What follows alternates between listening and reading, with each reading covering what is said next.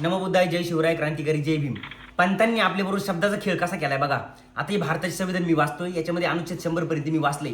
या अनुच्छेद 100 पर्यंत याच्यामध्ये पंतप्रधान हा शब्द नाही, जिथं आहे तिथं प्रधानमंत्री हा शब्द आहे. म्हणजे पंतांनी काय सांगितलं आपल्याला, पंतप्रधान म्हणजे पंतच प्रधान होऊ शकतो, पण संविधान काय सांगतं, प्रधान हाच मंत्री होऊ शकतो, म्हणजे देशाचा सेवकच मंत्री होऊ शकतो. आता शब्दाचा खेळ यांनी आपल्याबरोबर केलाय कसा, याच संविधानामध्ये दुरुस्ती हा शब्द सांगितलाय. 2/3 बहुमतामध्ये तुम्ही याच्यामध्ये दुरुस्त्या करू शकतात, पण यांनी आपलं काय शब्द बिंबवला, बदल. आता बदल बदल बदल बदल बदल हा शब्द आपण ऐकून ऐकून ऐकून हे एका दिवशी संविधान बदलून टाकतील आणि आपण दोष संविधानालाच देऊ का संविधानामध्ये बदल शब्द आहे म्हणून यांनी संविधान बदललं.